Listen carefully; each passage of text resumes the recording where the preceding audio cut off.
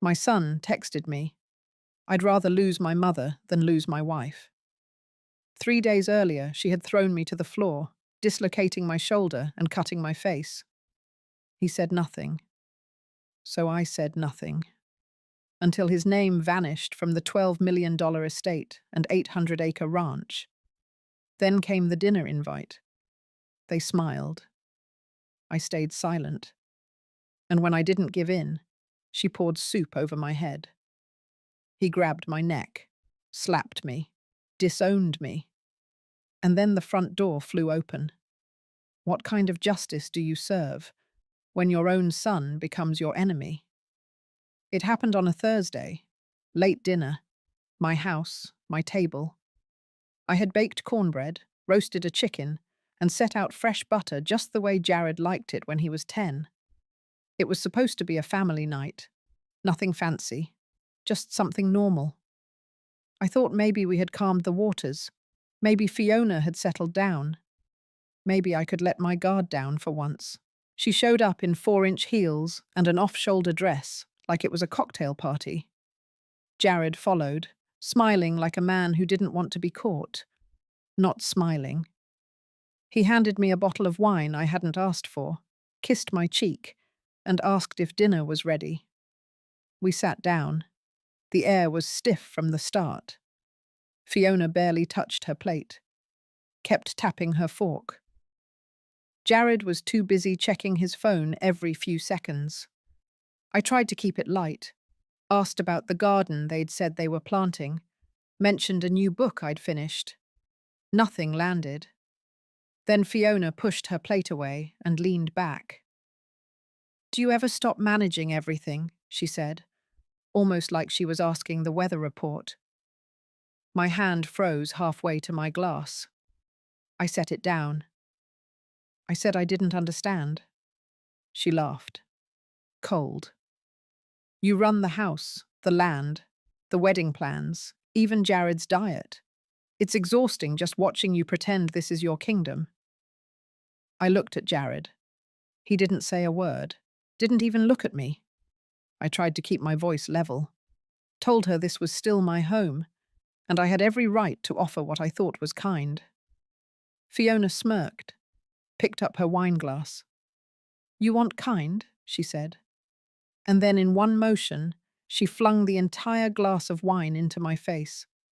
It soaked my blouse, stung my eyes. I gasped, reached for the napkin. The chair scraped behind me. I didn't even get to wipe my chin before I felt it. The slap, sharp, full palm, from Jared, my son. The same hand that used to hold my fingers crossing parking lots now swung against my cheek without a blink. "Stop," he said. "You're ruining everything." I didn't cry. I didn't yell. I just stood up, wine dripping off my jaw, and I left the room. I heard Fiona laughing behind me. Jared didn't follow. In the bathroom mirror, I looked older than I had that morning. The red flush on my cheek was rising. I cleaned myself in silence, not because I was afraid to speak, but because there was nothing left to say that hadn't already been thrown at me. That night, the message came. I'd rather lose my mother than lose my wife. 10 words, one sentence, a scalpel. I sat on the edge of my bed for a long time, not thinking, just breathing. Then I opened the drawer beside me and took out the estate binder. One by one, I flipped through every page. The land, the trust, the pending transfers. Jared's name was on nearly every one, not yet finalized, still within reach. I closed the binder, stared at the cover, let the weight of it sit in my lap. I don't know what other mothers would do. I don't know if they'd forgive or wait or try again. But I had been slapped for the last time, and something inside me clicked into place. I wasn't going to be the kind of mother who begged to be loved. I was going to be the kind that couldn't be touched.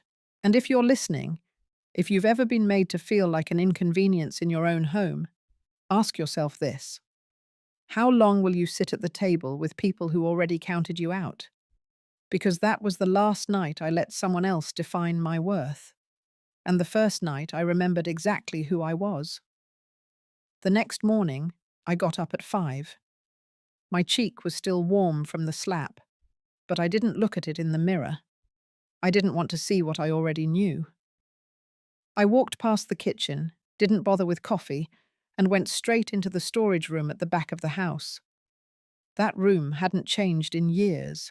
The same file cabinet, the same tin box with expired keys, dust on the corners of every shelf. I unlocked the second drawer, slid it open, and pulled out the black binder that held my entire estate plan. Thick, heavy, labelled in my handwriting. I brought it to the dining table, sat down where Jared usually sat. I flipped the cover and started going page by page. Land documents first, 800 acres, still titled under my name. Then the trusts, retirement funds, property tax records. Jared's name was printed beside the phrase, pending beneficiary. A few forms had been signed, but none of them had been filed with the county. I found the final transfer packet in a yellow folder near the back, still unsigned, still within my control.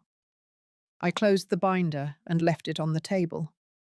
For a few minutes, I just sat there, not thinking, not hesitating, just letting the quiet settle.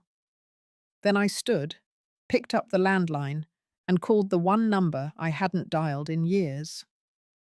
Jude Watkins answered on the second ring. He used to be the junior associate at my old law firm, back when my husband handled all the business. I remembered him being sharp, quiet, and just the right amount of cold. The kind of man who never repeated himself. Now he ran his own practice. I told him I needed to revise an estate immediately, not later, not next week, today. He didn't ask for reasons, just gave me a time. 10:15. I was there by 10 sharp. His office sat above a dentist's clinic. No receptionist, no music, just clean walls and a ticking clock. He opened the door himself, still wore the same square glasses, still looked like a man who could destroy someone with 3 sentences and never raise his voice. I handed him the binder, didn't say much, just pointed at the flagged tabs and said I needed everything Jared's name was on to be either removed or frozen. He nodded, began flipping through. For the next half hour, he said almost nothing, just read, made marks in a notebook. Finally, he closed the binder, leaned back, and looked at me. "It's all yours," he said. "Every signature is you. Nothing's been filed, nothing's binding. We can pull it all back." I asked what the steps were.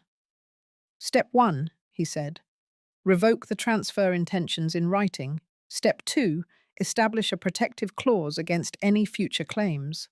Step 3, secure new beneficiary designations immediately." I told him to do all 3. He said he'd draft the documents before lunch. I left his office with a copy of the revocation letter in my bag and a strange calm in my chest. Back home, I didn't eat, didn't turn on the TV, just cleared the dining table and opened the binder again.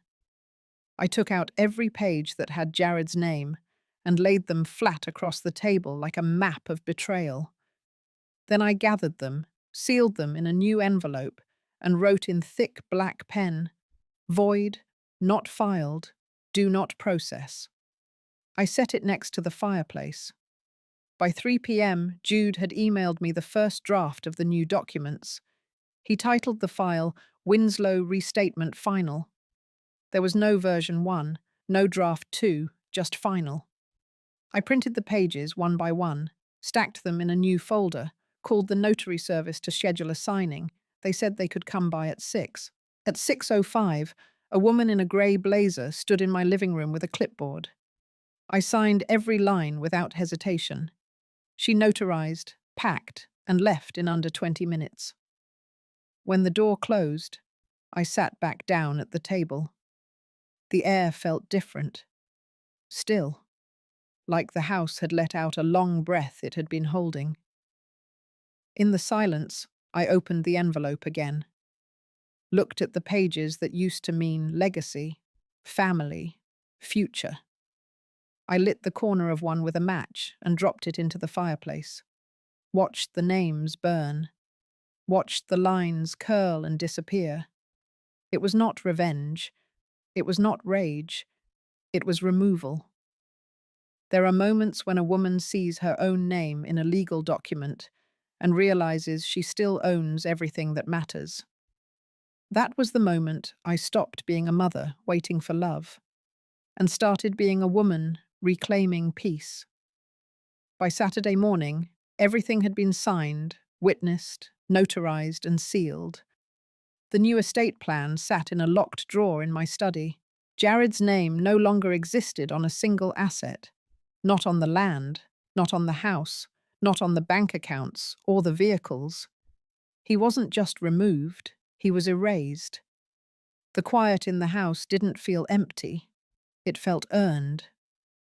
I woke up before dawn, took the truck down to the gas station, filled the tank, and picked up the local paper.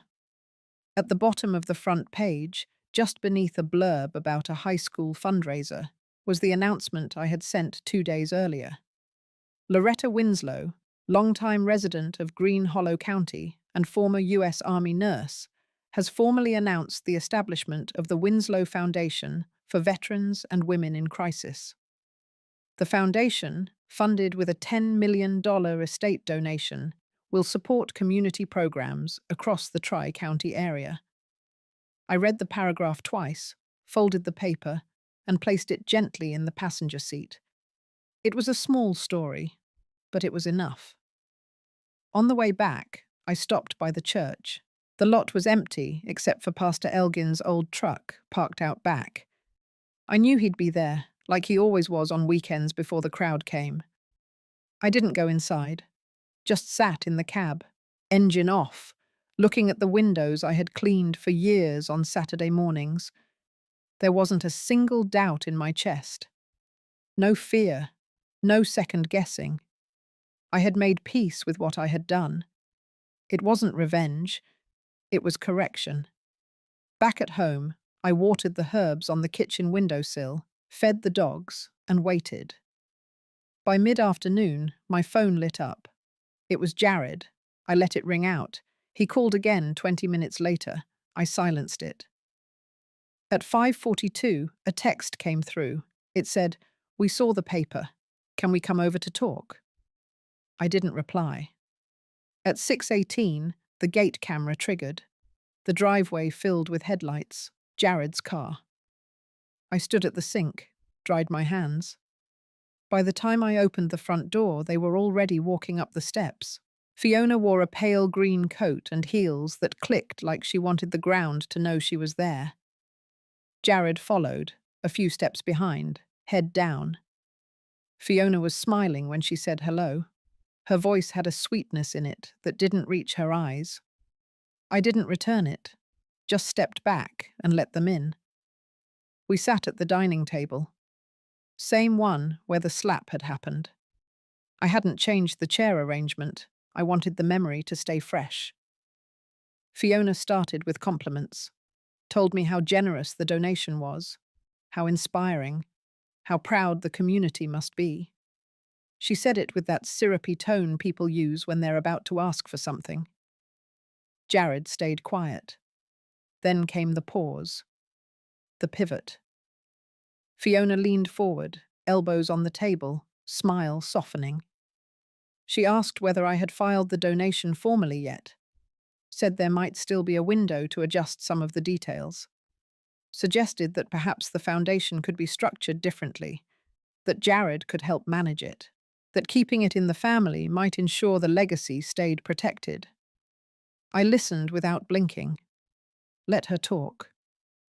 When she finally stopped, I stood up, walked to the kitchen, poured myself a glass of water, came back. I looked her in the eye and said, "No, it's done." The smile on her face cracked. Just a hairline fracture, but it was there. She blinked, leaned back, exhaled sharply through her nose, like she had been expecting a negotiation, not a wall. Jared finally spoke, said something about feeling left out, about wanting a chance to make things right. I said nothing. He said he was my only child, that this was our family legacy. I took another sip of water. Fiona's voice sharpened. She asked whether I had any idea what I had done to them, said I had embarrassed them, that I was acting irrationally, vindictively, that people would talk. I nodded. She stood up suddenly. Too fast. The chair screeched back. Then, in one motion, she picked up the soup bowl in front of her and flung it toward me. The broth hit my chest. Not hot, but wet enough to soak through the fabric. I stepped back. She was already yelling, something about betrayal, about respect, about how I had ruined everything. Jared grabbed my arm, told me to apologize. Apologize. I shook him off. He raised his hand again. That was when the front door opened. Ella stepped inside. She was holding her phone up, camera recording. She had been standing on the porch the whole time, said she had seen them pull up, said something didn't feel right. The minute she heard yelling, she hit record. Fiona froze. Jared stepped back. I asked Ella to call the police. She did, right there, on speaker. By the time the officers arrived, Fiona had calmed down enough to pretend it had been an accident. Jared tried to play mediator, said it was all a misunderstanding. But Ella handed over the video, and I showed them the bruise on my arm. Statements were taken, reports filed. They left in 2 separate cars. I locked the door behind them, cleaned the soup off the floor, changed my shirt. Then I went to my study, opened the folder labeled Final, and added one more note at the bottom of the trust agreement. No visitation under duress. No reinstatement under emotional pressure. No second chances. Because something irreversible had just happened. Not the soup, not the shouting, but the final confirmation that they never saw me as anything more than a gate to money, and that gate had just closed forever. The officers didn't leave quickly. They stayed in the living room for nearly an hour. One walked around the property with Ella to retrace what she had seen before she entered. The other asked me for a detailed statement. I gave it to him clearly, calmly, not a word more than needed. I wasn't trembling, I wasn't stuttering. The soup had dried across the front of my shirt, but I hadn't changed. I wanted the stain documented. Jared and Fiona had already been separated into different squad cars. Neither of them looked in my direction as they were taken out. Jared kept shaking his head. Fiona tried to speak, but the officer stopped her before she could say more than a few words. Ella handed over the video without hesitation. She stood beside me as we both watched the playback on her phone, the same footage now stored in official evidence. You could hear Fiona's voice spike. You could see the movement of her arm as the soup bowl flew. You could see Jared grabbing me. The sound of the slap wasn't loud, but it was there. The officer nodded, thanked her, and asked her to sign a witness statement. She did it without blinking. They gave me a card with the case number and the names of both officers. One of them assured me someone from Victim Support Services would follow up in a few days. I told him I wouldn't need that. He looked at me for a second longer than necessary, then nodded. After they left, the silence in the house was heavy, but clean. No echoes. No residue. I stood in the doorway for a long while, then finally closed it, turned the bolt, and leaned back against the wood. I didn't cry. Instead, I went to the study, opened the file labeled Legal Holds and Restrictions. Inside were forms I had prepared but never filed. clauses for emergency suspension of financial access, conditions for revoking power of attorney, all documents I had updated just weeks earlier with Jude in case the situation ever escalated. It had escalated. I picked up the phone and called Jude's emergency line, left a single sentence on the voicemail. The restriction protocols are active. Execute immediately. Then I went to the kitchen, brewed a fresh pot of coffee, and waited. By morning, Jude had responded with confirmation. He had already submitted the revocation notices to the appropriate agencies. Power of attorney was officially void. Financial access from all linked accounts had been suspended. The estate accounts had been flagged with a no-contact clause for Jared or any known affiliates. The language was legal, cold. But to me, it felt like warmth. At 9:30, I drove to the courthouse. I didn't wear black. I didn't wear grey. I wore the navy blue blazer I had kept in plastic for a decade, the one I had used when attending my husband's final military hearing. I wore it like armor. The clerk at the counter gave me a number. I waited.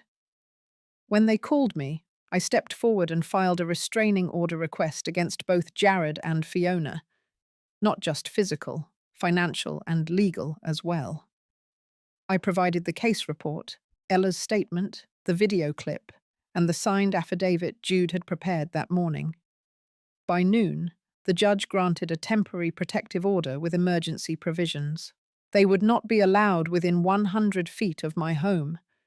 They could not contact me by any means. They were barred from setting foot on any property I owned. They were prohibited from filing motions or claims against the estate for the next 6 months.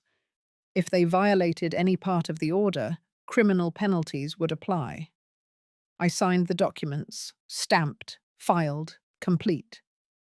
Back home, I printed a copy of the court order and pinned it inside the cabinet door where I kept the sugar, a place I saw every morning, not to remind myself of fear, but to remind myself of completion.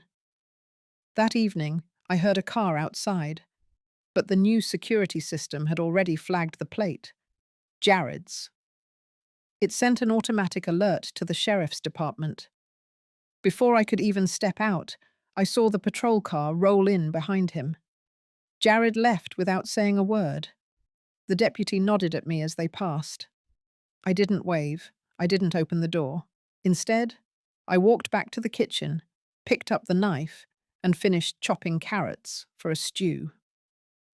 Later that night, I updated the estate binder with a new clause. Section 7B, Irrevocable Disinheritance Based on Conduct. It included a description of the events, the police case number, and the phrase, "Any future attempt to appeal this removal will be met with legal opposition on behalf of the Foundation." The gate was now locked, not just with a key, but with proof.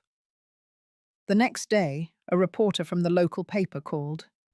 She had seen the police report. She asked if I wanted to make a public statement. I declined. The article ran without my voice. It was titled, "Woman Donates Millions, Then Survives Assault from Family She Disinherited." People began whispering, some sympathetic, some judgmental. But none of them knew that I slept better that week than I had in a year. At night, the wind moved through the trees the same way it always had. The stars hung in the same quiet patterns. But inside, the air felt different. No more watching over my shoulder. No more checking bank balances for unexplained withdrawals. No more pretending. The house was mine again. Not just in title, but in spirit. And as I sat on the porch that Sunday, cup of coffee in hand, I watched the sun rise through the clearing without a single shadow behind me. 3 days after the police report, Jude sent me an email with a subject line that simply read, "You'll want to see this." Attached were 7 pages of court records, civil filings, all from another state, dated 4 years back. The plaintiff was a woman named Barbara Klein. The defendant was Fiona Ames, not yet Fiona Winslow. The documents detailed a financial dispute. Barbara, 78 at the time, had accused Fiona of convincing her to invest in a wellness business for elderly women. The venture never opened.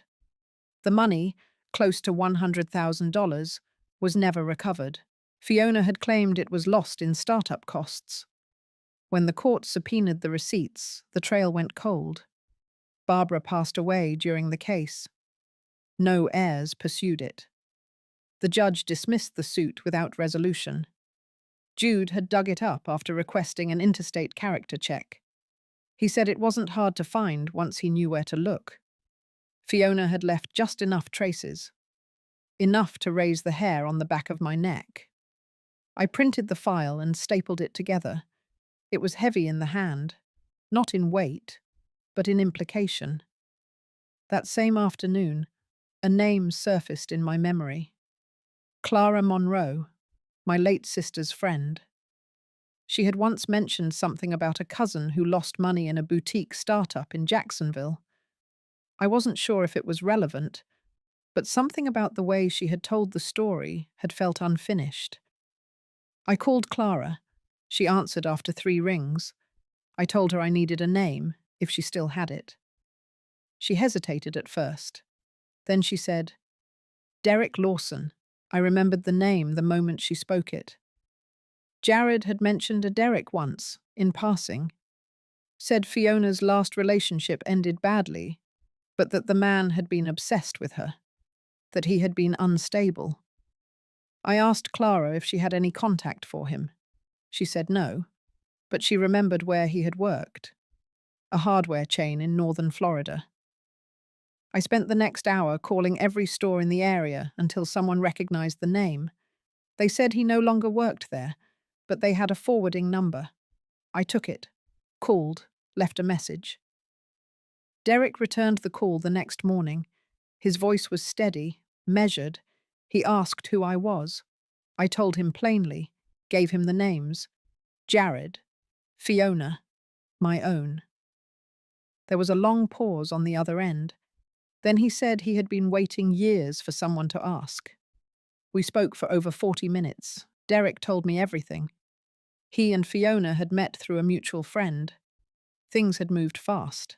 She was charming, motivated, spoke about wanting to build a business. Said she just needed a partner who believed in her. Derek had opened joint accounts, co-signed a car, paid the deposit on a boutique space downtown. The permits never came through. The space stayed empty. The money disappeared. 3 months before the wedding, he found out she had been in contact with another man, an older relative of a family friend. Wealthy, recently widowed. When he confronted Fiona, she didn't deny it. She packed her things, left the house, and blocked his number. Within weeks, she had moved across state lines. Derek never heard from her again. Until now. I asked if he would be willing to put this in writing, not for court, for clarity. He said he already had. Sent me a scanned statement that night, signed, dated, 3 pages long. I filed it with the other documents.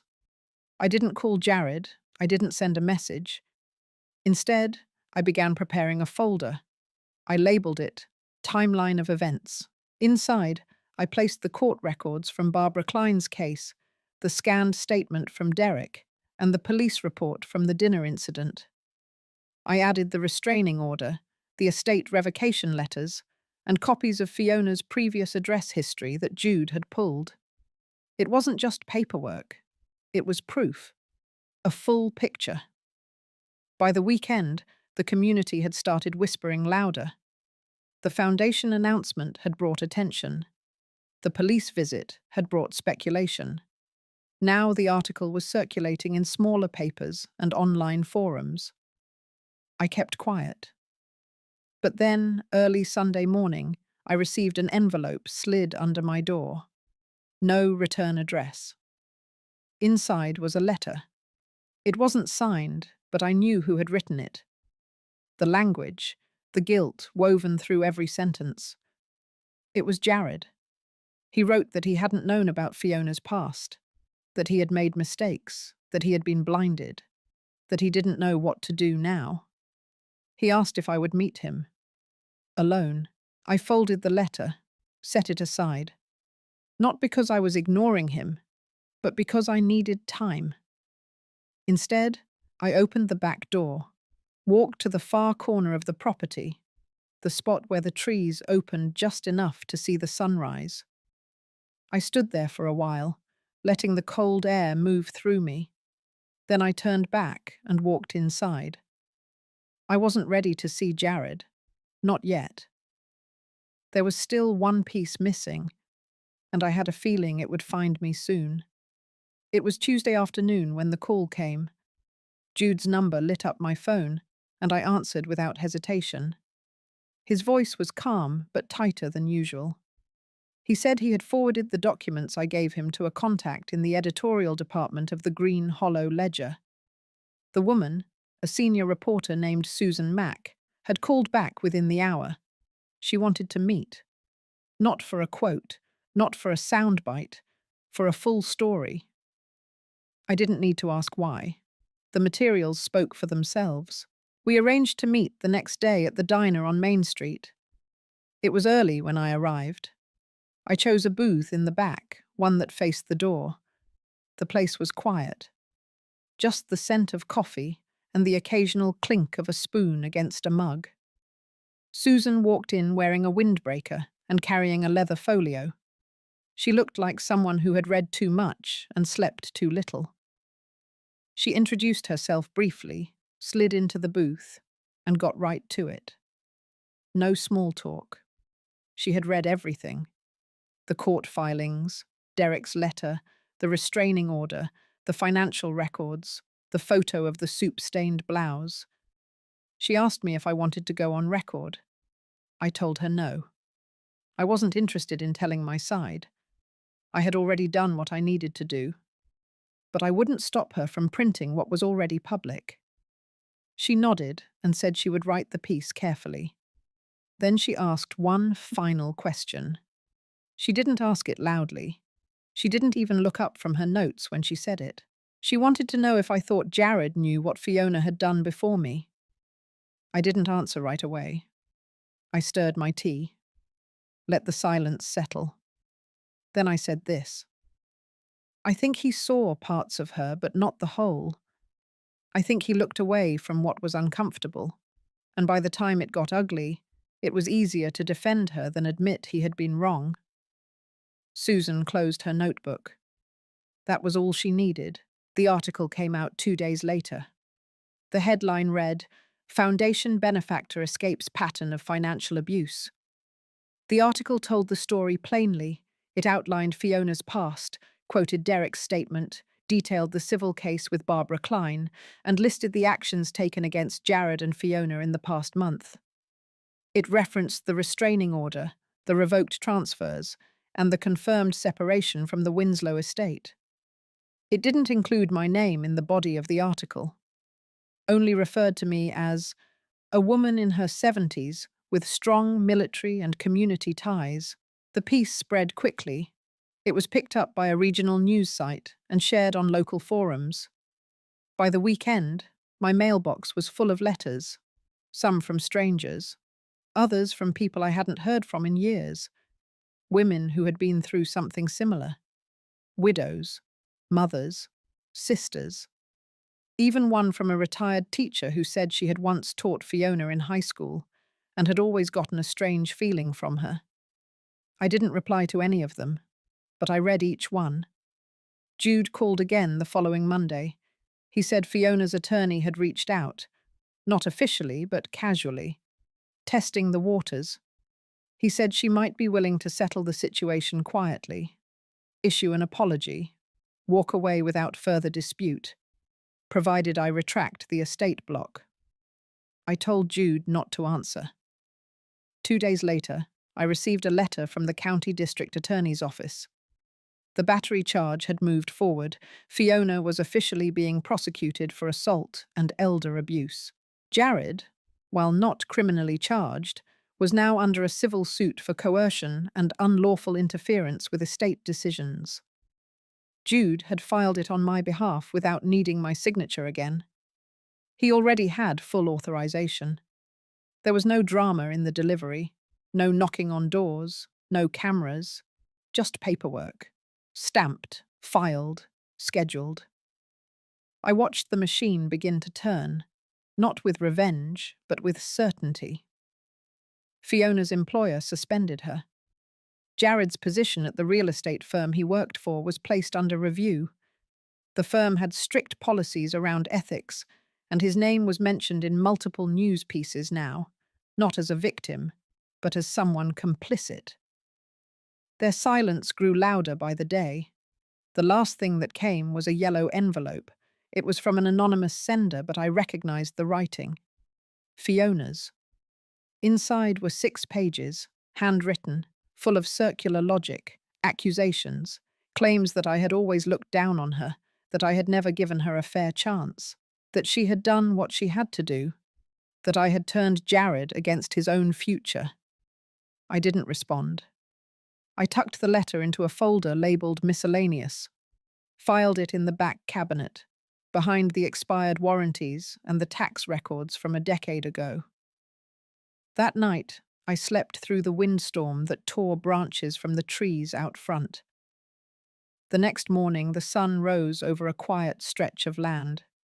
No knocks, no messages, just birdsong, coffee, and stillness.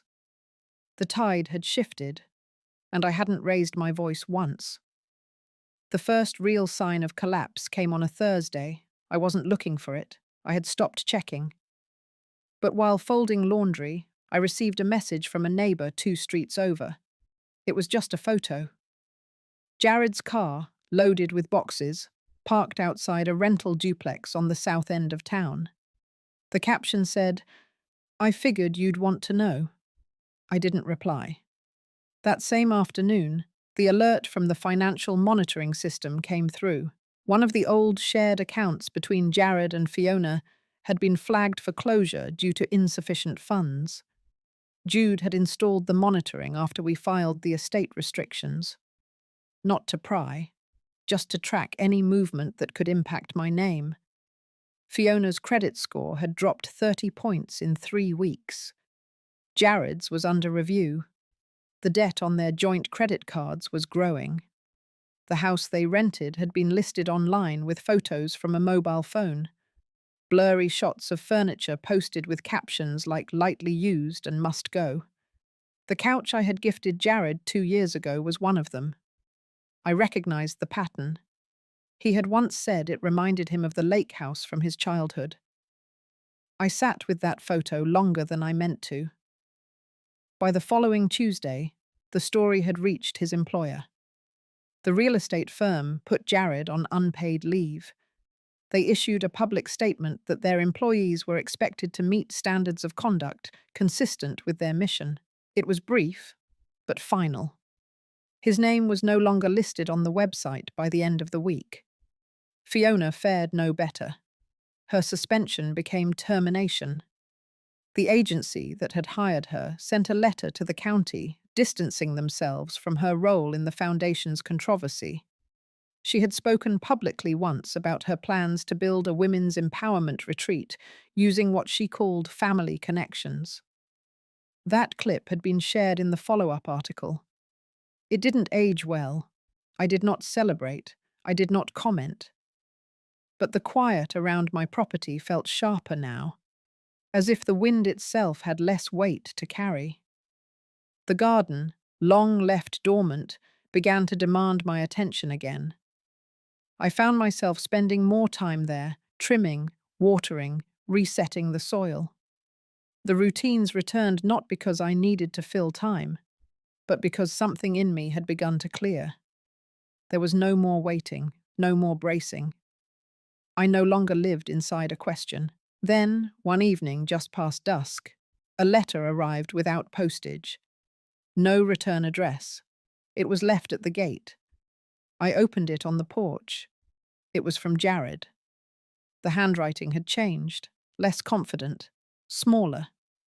He wrote that Fiona had left. She packed 2 suitcases and said she needed space. He didn't know where she had gone, said she didn't take the dog, didn't say goodbye. He admitted he was staying in a furnished rental, said most of the things they once owned had been sold or returned. He said the silence in the apartment was unbearable. He said he missed the noise of the farm, the dogs, the humming of the kettle in the morning. He said he had read the article 3 times, that he believed every word, that it felt like reading about a version of his life he no longer recognized. He said he didn't want anything, not the money, not the land, not a second chance at inheritance. He said he just wanted to come by, not to talk, just to sit on the porch one last time. I didn't respond. I folded the letter, placed it in the file labeled Personal Correspondence, and left it there. Later that night, I sat at the kitchen table. I thought of all the versions of Jared I had known. The boy with scraped knees who begged for another bedtime story, the young man who cried at his father's funeral, the adult who called every Sunday until Fiona said it was too much, the son who slapped my face and told me I was ruining everything.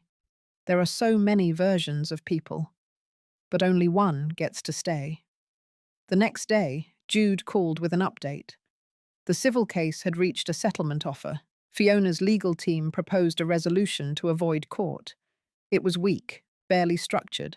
It asked for my agreement not to pursue further action in exchange for a public apology and a sealed case. Jude asked what I wanted to do. I told him to reject it. There was nothing left to settle. I had already settled myself. And some things do not belong behind sealed files. They belong where others can see them, learn from them, be warned by them. That night, for the first time in months, I lit the small lamp in the guest room again. Not for a visitor, not in hope, but because it made the house feel complete again. Whole, untouched, and still mine. It was a Thursday morning when the deputy called. His voice was calm, like it always had been. He said Jared had requested a supervised visit. Nothing formal, no legal obligation, just a single conversation. At the county station.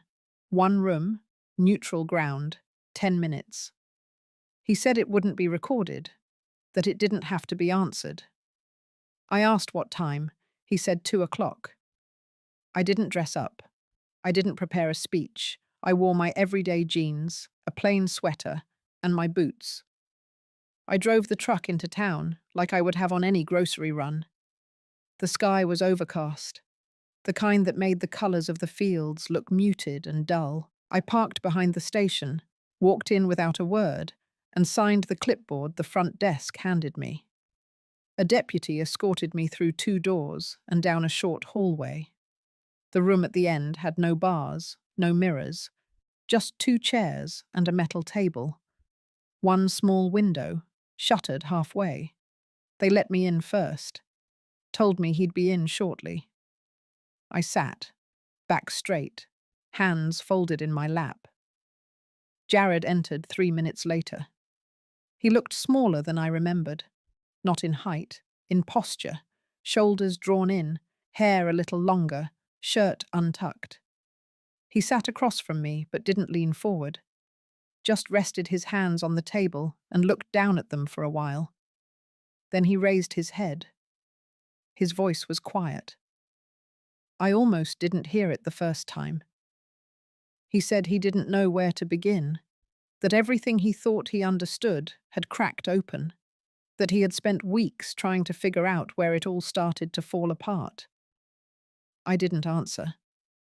He said he missed his old life. Not the money, not the plans, the rhythm, the feeling of knowing where he stood in a family that used to feel solid. He said he hadn't heard from Fiona in days, that he didn't expect to. Then he asked if I believed he had known everything she had done. I kept my gaze steady, let a long breath move through me before I spoke. I told him I didn't know what he had known. I only knew what he had chosen to ignore. That sometimes silence is a decision. That sometimes looking away is as loud as shouting. He didn't interrupt. He just sat with it. I told him I didn't come to offer a way back, that this meeting wasn't a door. It was a wall, a final point of clarity.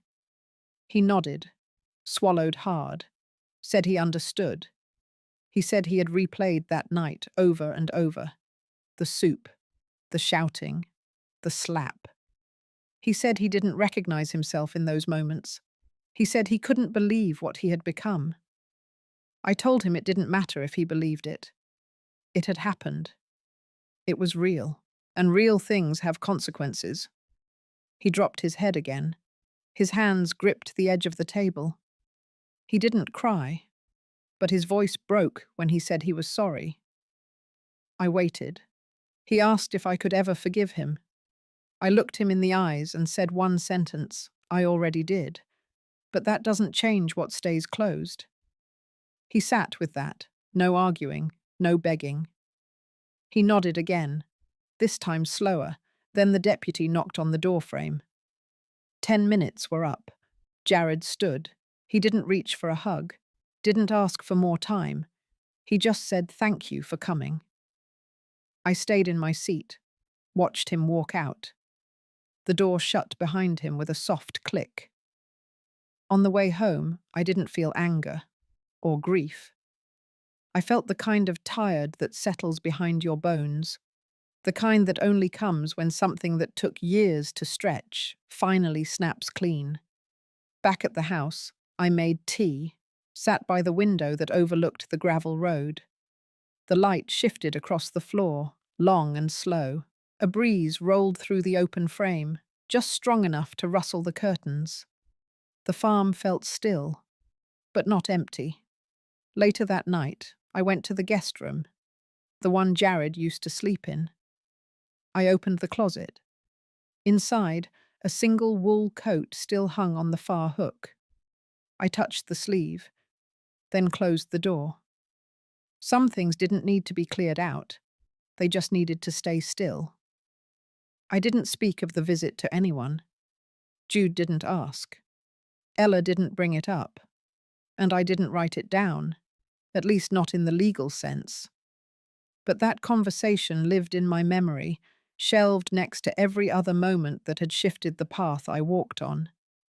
That night, I locked the front door, took the long way upstairs, paused halfway to listen to the house breathe. No footsteps, no tension, only quiet, only mine. The week after that meeting passed without a ripple. No phone calls, no mail, no knocks on the door. Even the dogs seemed to sleep more soundly. The weather had turned too. The nights came sooner. The air was clearer in the mornings, a sign that summer had loosened its grip. Jude sent me a message that Monday. He said the press had reached out again. Not local this time. A regional feature writer was building a piece on elder exploitation and wanted to use my story. They had seen the Ledger's articles, followed the case, and wanted a first-hand account. Jude said it was my decision. I didn't respond right away. Instead, I walked outside and stood by the edge of the gravel road. There was no car coming, no sign of movement, just the sound of wind moving through the higher branches and the soft ticking of the fence gate swinging back and forth. For all the noise this story had stirred in other places, my land had remained still. That stillness had been earned, not inherited. No one gave me this quiet. I had cleared it myself, one decision at a time. I went back inside and called Jude. I told him to decline the interview. I didn't want my name in the center of any headline. The story had already spoken loudly enough. The facts were printed. The files were public. And those who needed to know had already seen it. I told him I wasn't disappearing. I was just done explaining. Later that day, a letter arrived. This one wasn't from Jared or Fiona. It came from the County Women's Outreach Centre. A counsellor had read about the Winslow Foundation and wanted to send thanks. She included a list of programs that had launched using the first wave of donations: a support group for elder women facing domestic pressure, a transportation grant for mothers re-entering the workforce, and a monthly legal clinic for women over 60. She didn't ask for more, just wrote that the support was being felt, quietly, in rooms where healing happened. I folded the letter and pinned it to the corkboard above my desk. That board had once held appointment reminders and grocery lists. Now it held pieces of something bigger, not headlines, not statements, just proof that something had moved forward. I thought of all the voices that had filled the past year, the shouting, the blaming, the rehearsed apologies, and I thought of how loud they had been and how little they had said. But silence, I had learned, could say everything. It became my final choice. That evening, I sat down at the old typewriter I had kept in the back closet. I dusted it off, rolled in a fresh sheet of paper, and began to write the one-page statement I had waited months to finish. Not for the papers, not for the courts, just for the record. I wrote that this house, this land, and every decision tied to it had been shaped by hands that refused to close in bitterness, that the legal actions were not acts of vengeance, but protection. That silence was not weakness, and restraint was not forgiveness. It was survival. I wrote that my name would not be used in a story where I had to argue for my own dignity, that my legacy was not a debate. It was a boundary. When I was done, I signed the page and filed it in the front of the Winslow Foundation binder. That binder sat on the shelf beside the family albums. I didn't move it to the safe. I wanted it visible, not guarded, just present. Days passed without updates. People stopped calling. The press turned to other stories. The air stayed quiet. I started waking earlier, not from tension, but from habit. I had no one to explain myself to anymore, no one to answer to. And that space, once filled with need, now held peace. One morning, I walked to the edge of the pasture, watched the fog roll back from the hills. The light touched the tips of the grass first, then moved slowly toward the house. I stood still until it reached my boots. I didn't think about Jared. I didn't wonder what Fiona was doing. I didn't relive the courtroom filings or the meetings or the letters. I just stood there, breathing in the weight of a name that had finally been returned to me. Not inherited, not borrowed, not threatened, just mine. That was the first day I no longer saw myself as someone recovering. That was the first day I felt finished, not broken, not repaired, just done and whole. It was the kind of morning that made everything feel slower. The light came in low through the kitchen window, brushing against the edge of the counter like it was unsure of its welcome. I stood there barefoot, waiting for the kettle to hiss, letting the quiet settle into my joints. No phone, no emails, just the tick of the wall clock and the warmth of the stove humming beneath it. The newspaper sat untouched. I had stopped reading it regularly, not out of spite, just because it no longer held anything that belonged to me. The stories had moved on, the names had changed. I had stepped out of the center of it, and the world hadn't noticed. That was the peace of it. After breakfast, I walked out to the far edge of the property. The path had grown wild again, weeds curling up around the stone steps, but I didn't trim them, letting them be felt right. At the end of the path stood the bench. It wasn't anything fancy, just 2 wooden planks and a frame my late husband had welded together one fall when he still believed in small projects. Jared helped paint it. I could still see the spot where his brush had missed the underside. I never fixed it. I sat down, my knees slow to bend, and let my eyes drift out across the line of trees. They had lost most of their leaves. Their shadows now sat in long, broken lines across the field. The wind was soft, just enough to move the dry grass in waves.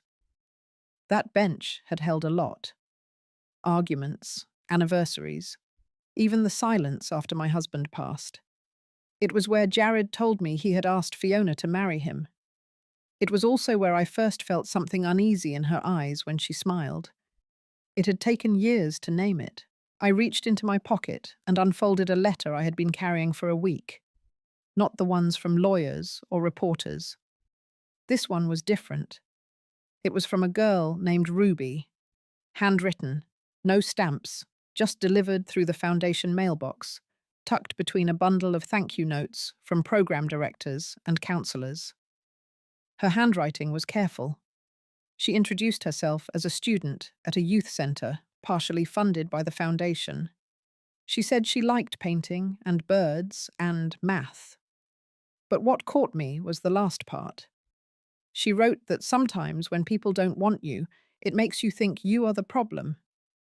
She said she had felt that way for a long time, until someone told her that sometimes people only love the version of you that helps them feel powerful. She said now she was learning how to like her quiet voice, that it didn't need to be loud to matter. She ended with one line: "Thank you for giving people like me a quiet place to grow." I folded the letter again, slipped it back into my coat. I sat on that bench for a long time, long enough to hear the shift of wind against metal, the slow creak of the fence gate in the distance.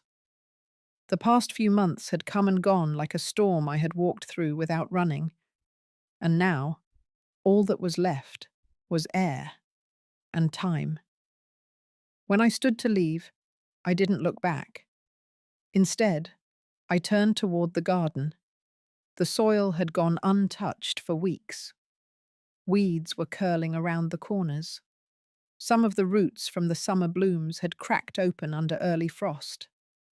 Still, I knelt beside the edge and placed my palm flat against the dirt. Cold, dry, but not empty. I pulled on the gloves I kept near the shed and began clearing what no longer belonged. Old stems, rotten leaves, the remnants of things that had once been beautiful but were now spent. I worked slow, not out of fatigue, but out of focus.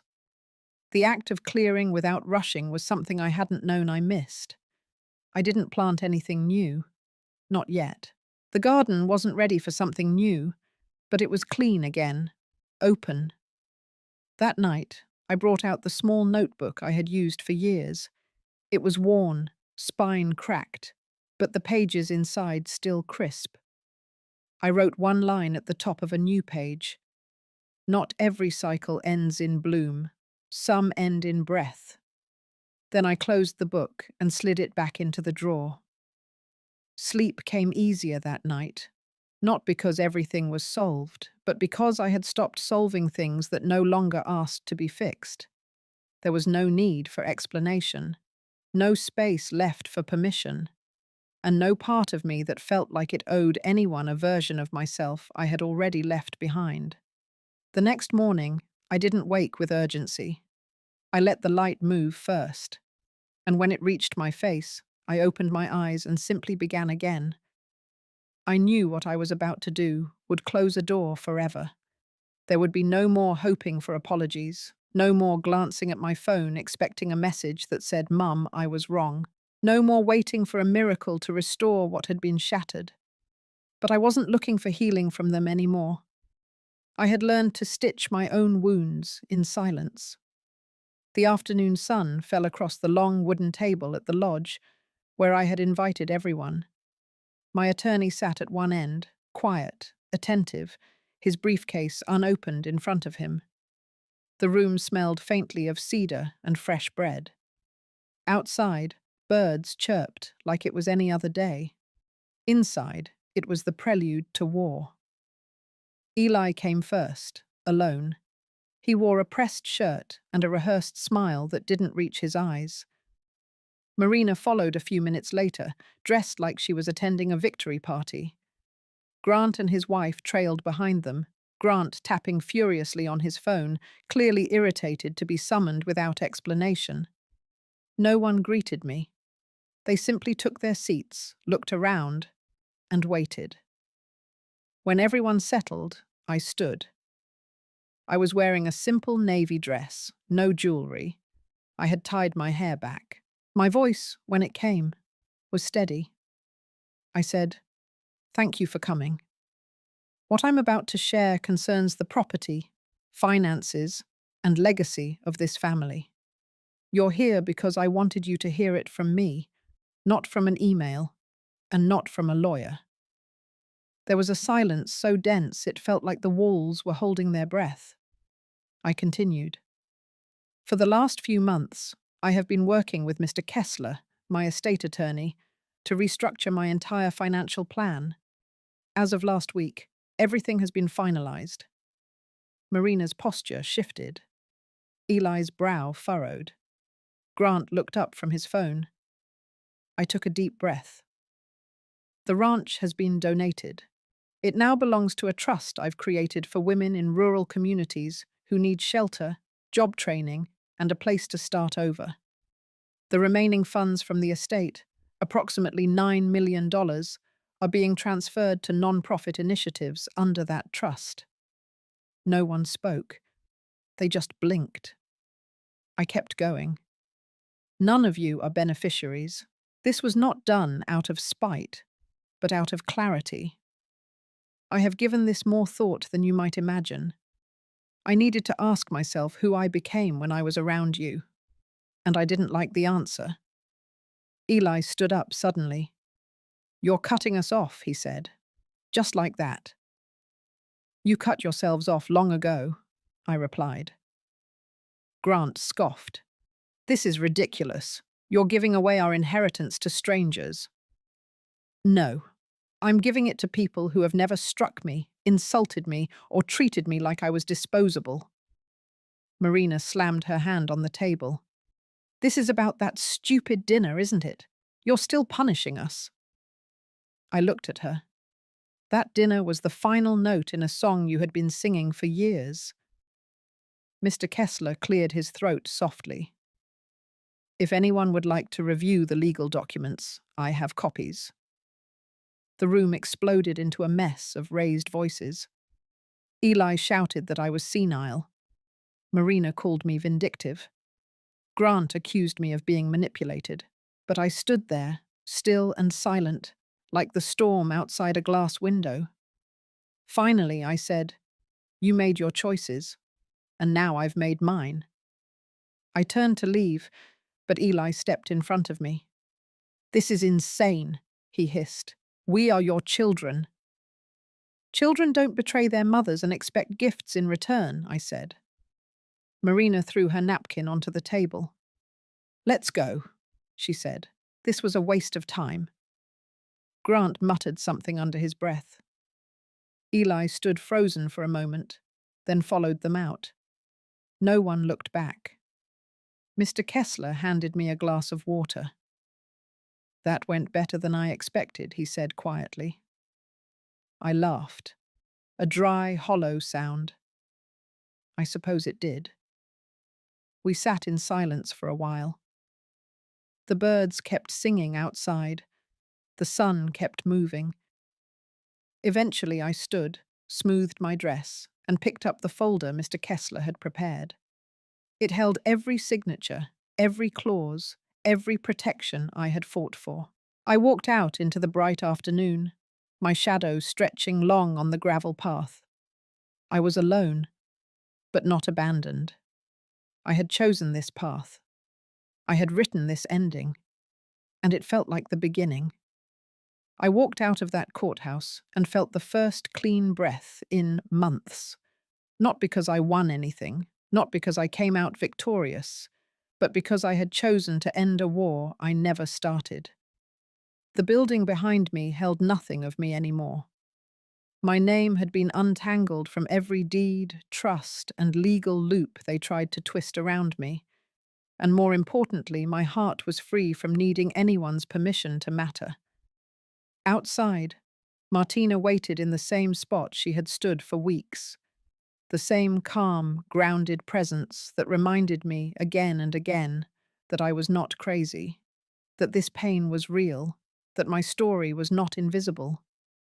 She gave me a nod as I stepped down the marble stairs. No big smiles, no pity, just respect. It was all I needed. We drove away in silence for a while. Not the kind that stings, but the kind that holds space. My mind wandered to how it all began. A message from my son, a broken shoulder, a slap, soup poured over my head. A woman left bleeding behind a closed guest bedroom door. That was the version of me they wanted to forget. And for a while I almost let them. But now that version was buried deep in the dust, and I was standing. Weeks passed. The trust fund paperwork for the foundation was finalized. The ranch would be managed under the new non-profit. Scholarships would be awarded to women over 50, women who had lost everything, jobs, spouses, dignity, but not hope. That would be the seed. I named the program quietly after my own mother, who never had the chance to speak up for herself. The media coverage came, but I gave no interviews. Let them speculate. Let them wonder what could make a 71-year-old woman give away millions in silence. I had no intention to explain myself. That was my final act of power. One morning I received a letter, handwritten, neat, from someone named Elise, a woman in Montana who had read about the foundation. She was 63, recently divorced, said she hadn't spoken to her children in 3 years, but that now, maybe she could find her way again. She ended with, "Thank you for reminding me that I'm not worthless just because I turned grey." I cried when I finished reading it, not out of sorrow, but out of something deeper. A sense that everything I lost, every scar, every humiliation, had been repurposed, given meaning, given direction. A few weeks later, I stood by the lake house, the one I almost sold in panic, the one that held my husband's rocking chair, still creaking in the evening breeze. I sat down in it with a cup of black coffee and looked out at the water. No more legal papers, no more threats, just the hum of insects and the reflection of the sky in motion. There were moments when I missed who I used to be, the mother who cooked every holiday meal, the wife who never asked for much, the grandmother who wanted nothing more than to see her family smile. That woman was still inside me, but she had made room for someone else now, someone who knew how to say no, how to protect herself. One afternoon, Martina came by. She brought fresh tomatoes from her garden, and we sat on the back porch, laughing about a deer that kept chewing on her rosemary bush. No drama, no weight, just life. As the sun set behind the hills, I thought of Brendan. I had not heard from him since the day in court. I doubted I ever would. Maybe one day he would understand. Maybe not. That wasn't mine to carry anymore. I closed my eyes and listened to the wind pick up. My body still ached in places. My heart still had tender parts. But I was no longer broken. I was simply living, on my terms. And that was enough. If you're still here with me, thank you for listening. Maybe you've known what it feels like to be erased. Maybe you've been told that your pain was inconvenient. But I hope this story reminds you that silence does not mean weakness, that boundaries are not cruelty, and that reclaiming your worth, no matter how late, is not only possible, it's powerful. If this story stirred something in you, I'd love to hear your voice in the comments. You are not alone. Not now. Not ever.